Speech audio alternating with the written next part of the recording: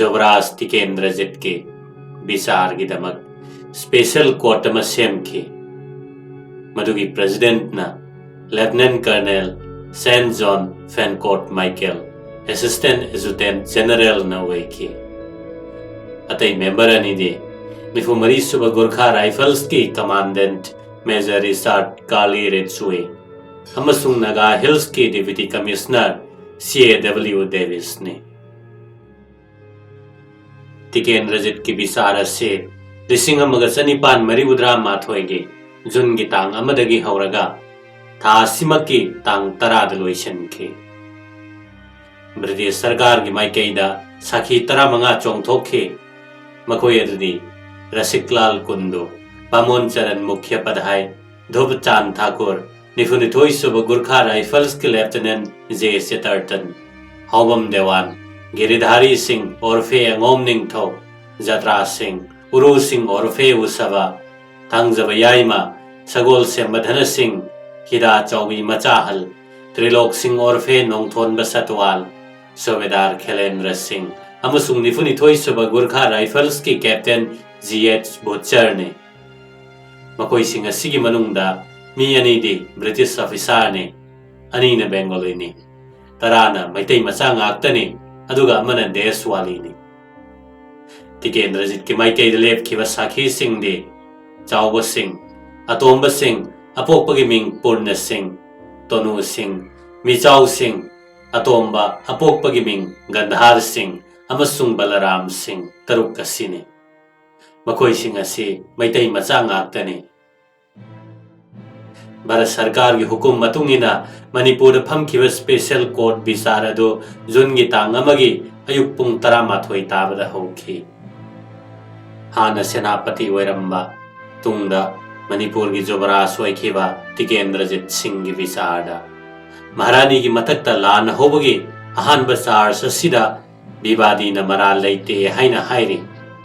aduga mahakpu phaba lakpa British ki lanmi singda nongmei kapki haibasi masana yarabasu mahakna hairi madudi Maharani gi mathakta lan hobagi mawongda tawkhiba natte madudi thoidokna masa kanjanabagi damak tawkhibani Bharat Sarkar gi hukum balatkar na thingnanaba Manipur darbar gi aningba ma leirame hukum ado makhoi gi apambo oikhide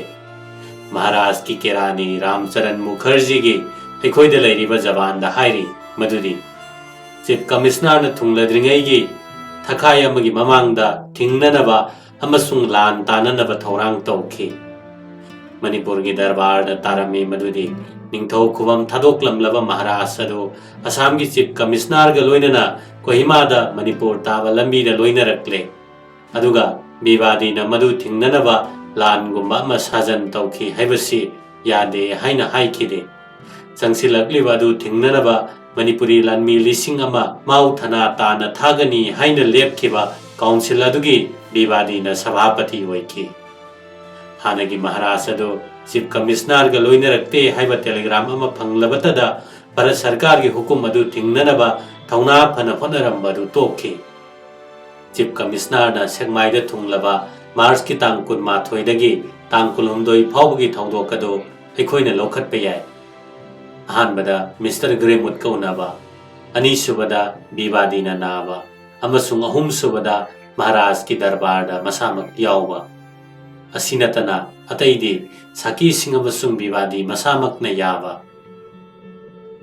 kanna hek naduna bibadina tang kunithoi amasung kulhumdoida darbar yaudabani haina hairibasi chanaba yaba wafamni haina lawba yade Chief Commissioner ga unaroidabagi tat tawbani haibasi thoram pumnamakna praman tawri bibadina konungdagi mile khara lapna Chief Commissioner bu okpa chatpadi ngamki mahak numit adumaktada numit yungba matam aduda sagol tongduna darbarda lakpadi ngamki aduga residency gi court ki mapanda matam kharadang ngaihankhibada mayumda hek hankhibane mahakpu phagani haina chingnaba poklame Chief Commissioner na bibadi bu phagani haina khalli haibaduda matam khara Manipur da tonga waina ngangnari haibagi praman lei aduga tang kulhumdoi numit yungba matungda tawkiba Maharaj ki darbar aduda yawkiba adusu Bibadi asi masa phana leirami amasung tang kunmari gi landaba adudasu maruiba saruk yarami haibagi praman hena lei ani suba sakhi Babu Ram Charan Mukherjee na haikiba sarkar gi hukum khananaba Mars ki tang kulhumdoi gi numit yungba matungda konungda tawkiba Maharaj ki darbar aduda Bibadi masa yawrami asini aduga Bibadi masanadi yaude hai ani suba sakhi Babu Ram Charan Mukherjee na pikiba paring naiba jaban ado mabuk yamna sengna pi aduga thokiba thaudoki hiram pumba yamna kupna phajana ningsing na pi haina lawi aduga wafam asida magi jaban asi lawba yai adudagi aikhoi Mars ki tang kunmari gi ayuk ki wafam da lakle sarkar gi maikaidagi wakatpagi sakhi ponamakna praman leire aduga Bibadi amasung defense ki sakhi ne yare madudi Manipuri amasung British lanmi singna nongmai kapna ba hokibasi tang kunmari gi ayuk angan madani aduga irep leptana numit chupa nongmai kapna khibani numidang gi pung nipal lom tabada nongmai kapna badu lep khibani Bibadi na marala si kharadang mayeng tahanna bagi damak mahaki lanmi singda hana nongmai kapakpani hairi masamaki sakhi singi manungda amakakna nongmai kapasi British na hali hai aduga sakhi asimakna masana muksu yari madudi mana haribado chap chabadi khangde maramdi mana hariba nongmai kapagi makhol tabada mak mikap thorakhi aduga thunamak mapanda chenthokhlami amaromdana Captain Butcher Lieutenant Chatterton Havildar Dhupchan gi jawan da hairi madudi British lanmi singna hana nongmai kapkhide amasung lanmi bulu chingba officer singna makhoi da hana nongmai kaplaktriba makai nongmai kaploidabani haiba hukum adu section na inki haibagi maramda officer ani aduna praman tauri ahanbada nongmai kapasi Manipur gi maikaidagi kapakpani haibagi praman lei haibasi aikhoina lawi aduna tang kunmari da residency da phujilakpagi akanba thodang yakhi haibagi praman lei ayuk kanganbada bahakna chingkhai romdagi anemba leipal lomda leiba mi singbo yengsen khochil halami British ki lanmina matam maduda magi mayum khudum chanduna leiba aduga Yuvaraj ki sangai da nongmai kapsilakhiba numidang wairamdana bahakna top khinba amasung nongchup thangba leipanda nongmai kapthorakhiba makhul hutuna saba madu yengselami aduga lanmi singbulu chingbani haibasi masana tobani haiba yai aduga tang kunmari gi numidang wairamda lan lepagi hukum tawkhibasu yai mahakna ningbu ninglabadi mikup amagi manungda mahaki lanmi singna nongmai kapa du lephanba amasung sandigi phiral haigatpa ngamlamgadabani haibasi singna ningai leitaba wafamne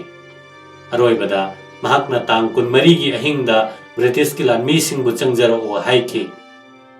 Bibadi gi mayokta leiriba hanba charge asi praman charabani haina courtna mot amata oire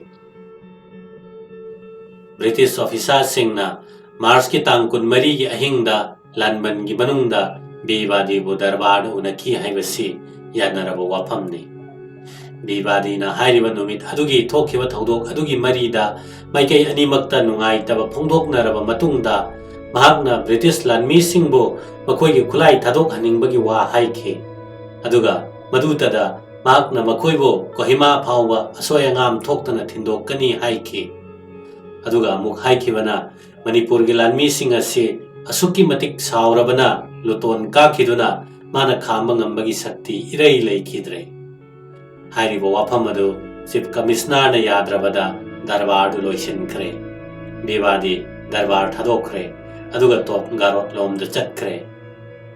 British officer sing adu mayoknaba maikaida chatkinaba thamle nongpok lomdagi bevara amasung Manipur gi chanabi gi ona tainabada leiba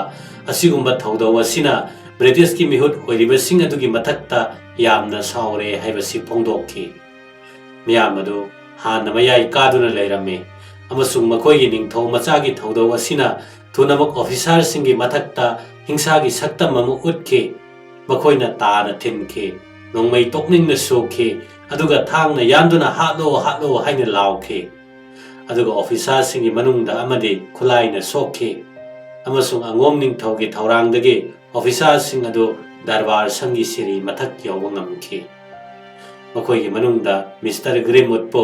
gate adu hek changsilakpada taana thinki amasung siri makhada taduna mafam aduda adum siki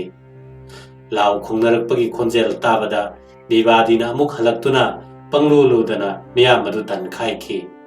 aduna mangonda mibu laksin mangambagi matik chaba mawongi shakti lay haibasi utli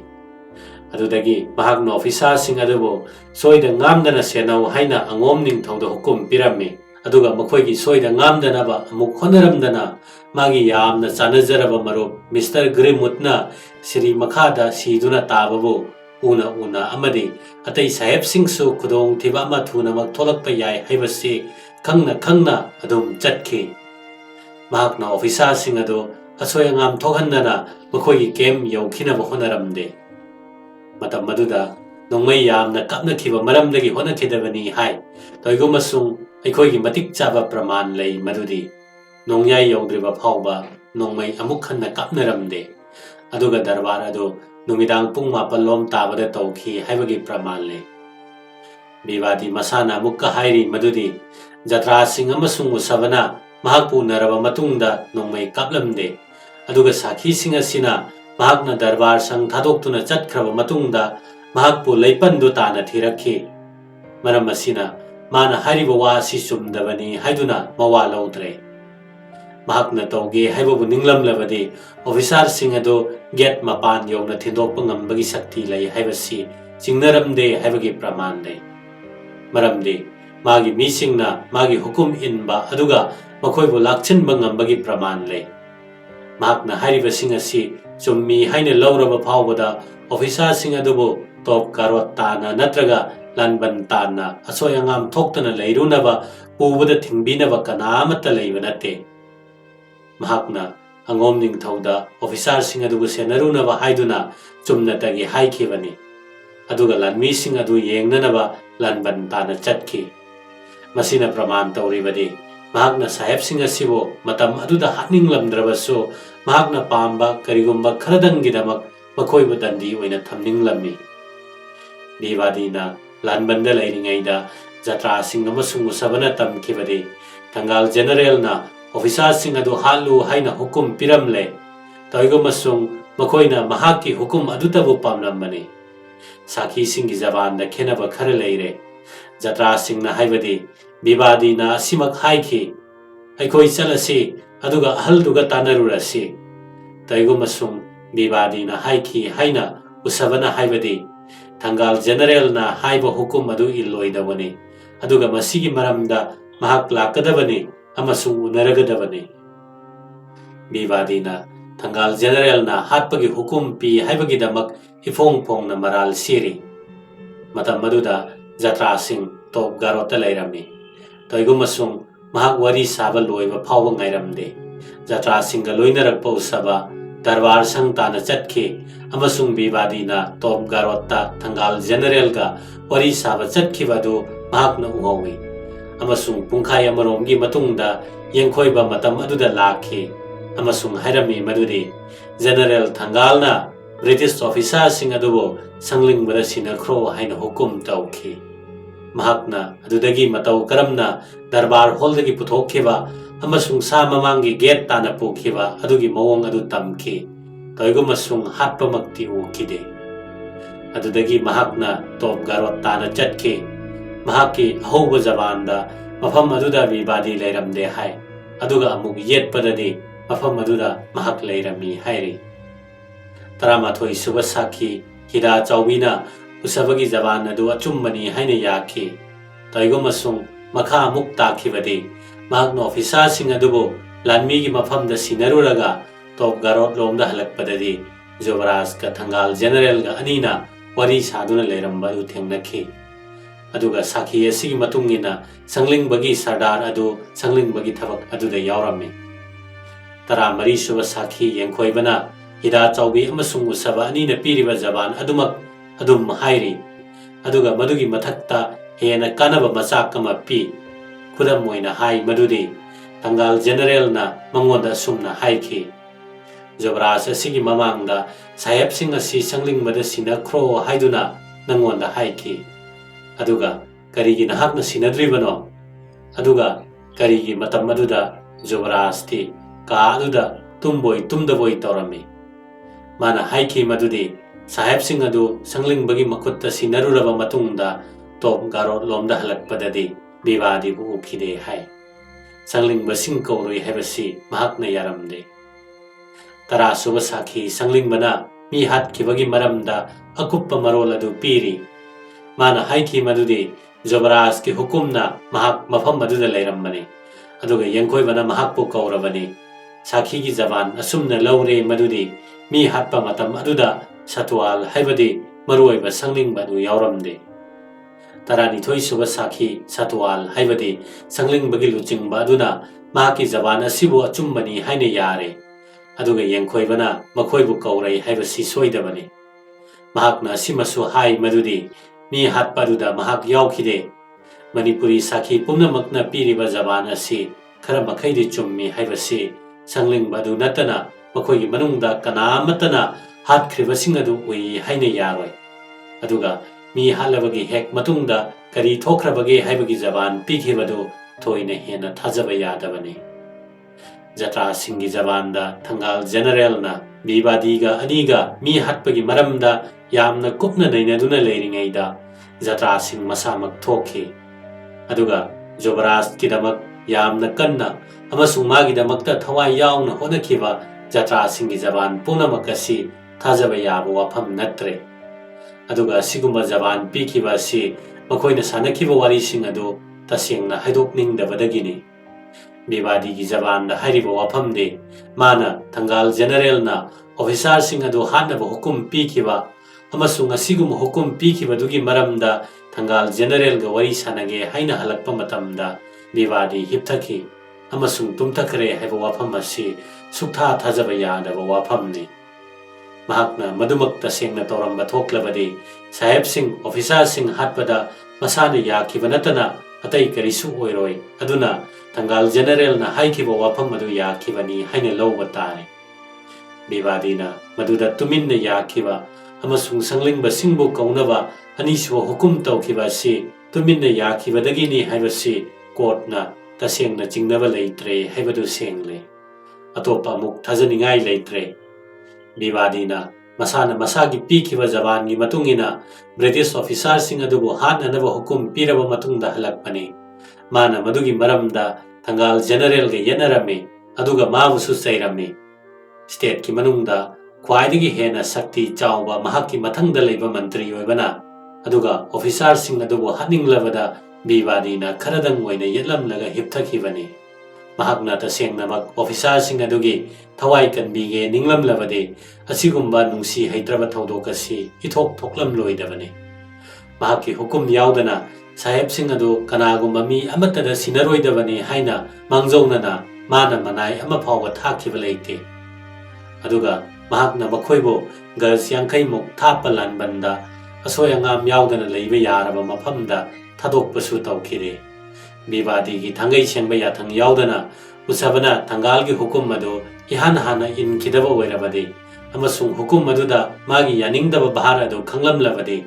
aduga anisuba hukum adu lakpa matamda bivadi su top garota inak nakna lei haiba mahakna khangna bivadi na darbar loiduna chatkiba hoba aduda officer sing bo hatkadabani haiba hukum adu yaningbagi bahar soidana usabada ulambatai. Asida sunatana ahanbada thangal general na santri sing aduda officer sing adubu halu haina hukum piramba aduga anisubada makoibu sanglingba makutta sinaba asinadi yathang asi ain gi matunginba amasung leipak ngakpa yathang matunginba oina anisuba yathang asi thangal general dagi hena chawba mina tawba yathang ni haina lawgadabani. Bivadina thangalbu natraga mihatpada chenaba yawba mising adubu kariguma dandi ama phawba pikhidaba sina aikoina lawriba si hena mayek senghali. Courtna mot amata oina lawre madudi bivadi gi mathakta leiriba anisuba charge asisu sengna praman oire. Ahumsuba charge asigi maramdari bivadi asi mi hatpa sida yaurambagi praman leitre. कोर्टना विवादीबु charge असिगी मराल लई हाइना लौद्रे कोर्टना तिकेंद्रजित सिंहबु अहानबा अमसुंग अनीसुबा सिरिबा moral अदु लैरे हाइना लौरे हाइबदि महाकना क्रिस्ताब्द 1974 इंगे मार्च की तांग 14 अदुगा अद्वाइदा महारानी के मायोक्ता मणिपुर लान होखी अदुगा असम की chief commissioner mister Quinton 92 Gurkha rifles के लेफ्टिनेंट सिम्पसन अमसुंग असम की चीफ कमिश्नर के असिस्टेंट सेक्रेटरी मिस्टर कासिन्सपु हाटपदा तेंगबांगखी कोर्टना महाकपो अहुम सुबह चार्ज असिगी मरा लेते हाइना लौरे कोर्टना हुकुम तौरी मधुदी तिकेंद्रजित सिंह ओरफे युवराज ओरफे मणिपुर की सेनापति नागपु सीद्रि फाउबा ngaksamda thori thoduna farsi tawgane nandi asi bharat ki governor general in council gi ayaba change bisar asigi che chang pumba mangonda tharagane tikendrajit ki advocate sankinat ba sakna इंग्रेजी दा लाउथोकिबा court के राय अदो Meitei loan हंदोक्तुना तिकेंद्रजित पुताहल्लमे राय अदो तिकेंद्रजित सिंहना चाउथोकना अमदि नाचुंगदना तारमे राय हैदोकपदु ताबदा तिकेंद्रजितना उठखिबा फिबम अदो चिंबाल अदु खजिक्तंग लेंगलमी हाइबा सीतने राय हैदोकप मतम अदुदा court अदुदा Manipuri अमा फाउ मसकुबा फंखिदे तिकेंद्रजित सिंह के विचार की रिकॉर्ड पुनमक जून की तांग अनीदा अमसुंग तरा मरीदा भारत सरकार दा अरोइब हुकुम पिबीनबगिदमक्ता थाखे भारत सरकार की अरोइब हुकुम अदो 1994 इंगे अगस्त की तांग 13 की अयुक्ता मणिपुर दा थुंगलै अमसुंग तिकेंद्रजित सिंह बो हातपदा ताखिबा राय अदो मंजूर तौरक्ले अमसुंग हुकुम अदो पांगथोकलो हैरक्ले भारत सरकार की हुकुम असिगी मतुंगेना सही असिगी अगस्त की तांग 12 मणिपुर फील्ड फोर्स को कमान तौरिबा मेजर जनरल एच कोलेटना मणिपुर लेबाक की प्रजा पुनमक्ता असुमना लाउथोखी मणिपुर लेबाक की प्रजा पुनमक्ता खंगहली मणिपुर लेबाक असिदा वाथोकना भारत की महारानी की सिफाईगा लाम तौबा अमसुंग चीफ कमिश्नर साहेबना चिंगबा साहेब सिंहबो हाटपगी मरमना अरान ममी सिंहबो फारदुना जून थादा मणिपुर असिदा विचार तौरे मरुदा विचारपति सिंहना श्री तिकेंद्रजित बीर सिंह सेनापति वो लाले हदुना फारसी की हुकुम तौबदो लाट साहेबना मंजूर तौरे मरम असिना तिकेंद्रजित बीर सिंह सेनापति वो फारसी तौरगने तांग 12 असिगी नुमिदांग वायरम फारसी तौगदब नोंग वालिंगैदा तिकेंद्रजित पु फारसी तौदुना हालगनी हाइब हुकुम अमा मसादा खंगहल्लमे अमसुंग मखोइगी मरी मतासिंग उनब यागनी हैरमे तिकेंद्रजित हानबगी थौरांग अदो मेजर जनरल कमांडिंग ना अगस्त की तांग 12 दा तौखिबा हुकुम नंबर 495 एग्जीक्यूशन अदुदा असुमना इरी 12 सुबा गुरखा राइफल्स के राइफल पाइब सिपाही कुन अमसुंग 94 सुबा गुरखा राइफल्स के राइफल पाइब सिपाही चनी हयेंग तांग 13 गे नुंगथेल पुंग मरी ताबदा कोनुंगी नोंगचुप थोंगी मपानदा फारसी की सगाई सारिबा मफम अदुदा क्वास तौदुना लेगदबने अमसुंग मखागे असुमना लेगदबने मदुदि फारसी की सगाई अदुगी अवांग थंगबा माइकैदा अहानबा अमसुंग अनीसुबा गुरखा राइफल्स के सिपाही चामग यांखै लेगदबने फारसी सगाई की मखा थंगबा माइकैदा 94 सुबा गुरखा राइफल्स के सिपाही चाम यांखै लेगदबने फारसी सगाई की नोंगचुप थंगबा माइकैदा अहानबा अमसुंग अनीसुबा गुरखा राइफल्स के सिपाही यांखै अमसुंग 94 सुबा गुरखा राइफल्स के सिपाही यांखै लेगदबने 94 सुबा गुरखा राइफल्स के कर्नल एच इवांस ना सिपाही सिंह असुबा कमान तौगदबने ब्रिटिश ऑफिसर अमना लुचिंगबा 94 सुबा गुरखा राइफल्स के राइफल पाइब सिपाही यांखै ना बंदी लेरिबा तिकेंद्रजित पो 94 सुबा गुरखा राइफल्स के क्वार्टर गार्ड के फारसी की सगाई मफम अदु फाव थिंदोरक्कदबने तिकेंद्रजित पु थिंदोरक्कदबा गार्ड सिंह अदु 94 सुबा गुरखा राइफल्स के क्वार्टर गार्ड ता नुंगथेल पुंग मरी मिनिट 15 दा क्वास तौदुना लेगदबने थंगाल जनरल पु थिंदोरक्पा ब्रिटिश ऑफिसर अमना लुचिंगलक्पा गार्ड सिंगा कमिसरेट कुदाम की ममांग दा पुनगदबने अमसुंग फारसी सगाई मफम ताना लाकमिन्नगदबने अमसुंग मखोई गाट चामा सिना मरी सुबा माइकैदा ममाई नोंगचुप ओना लेपकदबने प्रोवोस्ट मार्शल अमसुंग मणिपुर दा लेरिबा सीनियर मेडिकल ऑफिसर यावगदबने निपान सुबा बेंगल माउंटेन बैटरी को कमान तौरिबा ऑफिसर ना सिफाई निफु माइकई खुदिंगदा सिफाई तरा तराना प्रजा सिंह चंगहनदनबा सिफाई सिंगदगी गस यांखै यांखै थापना लेहनगदबने थबकता सिजिनगदबा सिफाई सिंह असि नत्तबा ग्यारीशन दा लेहोबा सिफाई सिंगना मखोई मखोई की लाइन दा ब्रिटिश ऑफिसर अमगी मखादा लेगदबने खुलाई पाइगदबने चोंथोरकपा यानबा सेम सादुना लेगदबने फारसी की सगाई अदु साबा अगस्त की तांग 16 की नुमित युंगबा मतमदा पुमलोई लोइकी बीर तिकेंद्रजित पु नुंगसिबा मियोई कया कयाना अयुक अंगनबदगी हौना तिल्ले ब्रिटिश की रिकॉर्ड मतुंगिना नुमित अदुदा तिलंबा प्रजा सिंह अदु चौराकना 9,000 की मथक्ता ओइगनी हाइरी अगस्त की तांग 16 सगोल सेन नुमितनी अककनबा मतम यौरक्लदुना बीर तिकेंद्रजित पु गुरखा सिफाई सिंगना चेक्सिनना फारसी की सगाई सारिबा मफम अदु ताना पुरक्ले हाना हुकुम तौखिबा मतुंगिना सिफाई चमगाना माइकई मरी मकोइसिनदुना लैख्रे तिकेंद्रजितना मतौ करमना फारसी की सगाई मनाक ताना चंगलकपगे हाइबदु सुरेंद्रनाथ मित्रना द मणिपुर वार 1899 कौबा महाकी लाइरिकी लमाई हुंफुमरी दा सुमना इरी जोबराज पुकनिंग इरांग लांगतकनदना चलमी अमसुंग मथंता तहा तहातना कैरा काखलमी मतंग अदु निपान सुबा गुरखा राइफल्स की लेफ्टिनेंट कर्नल अल्वान विल्सन दिएसोना महाकी sport and service in Assam and elsewhere कोबलारिकी लमाई निफुदा सुमना इरी जोबराज मथक ताना काखलमी अमसुंग निपा ओइबगी मतौगुमना चप तिंगना लेपलमी तिकेंद्रजितना फारसी की सगाई मथक हेक यौबदा हाटपगी हुकुम अदु अमुखन मसादा खंगलमे कैथेन दिन खलकपा नुंथिन पुंग 5 रोम ताबा मतमदा जोबराज तिकेंद्रजित फारसी तौदुना हाटके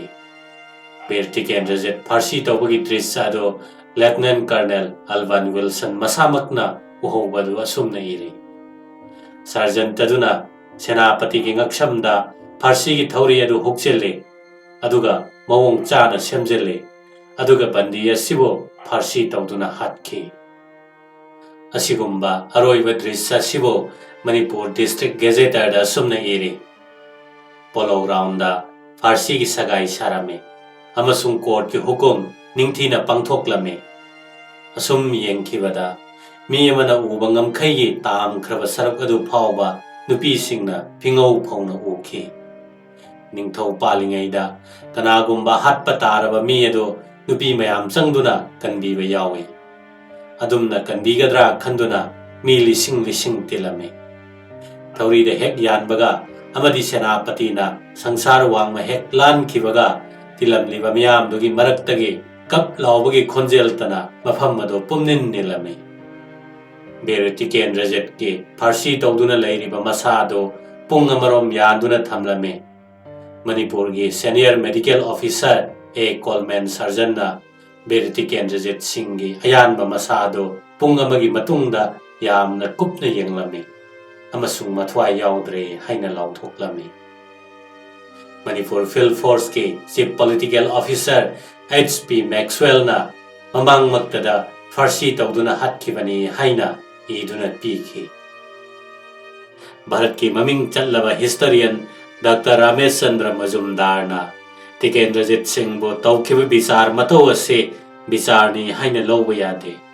अदुगा फारसी तौदुना हाटखिबगी मवोंग अदुबो जुडिशियल मर्डर नि हाइना महाकी मौत पीरी तिकेंद्रजितना आइन की अयोगी दंडी फंखिबासी मरान की दमकता नत्ते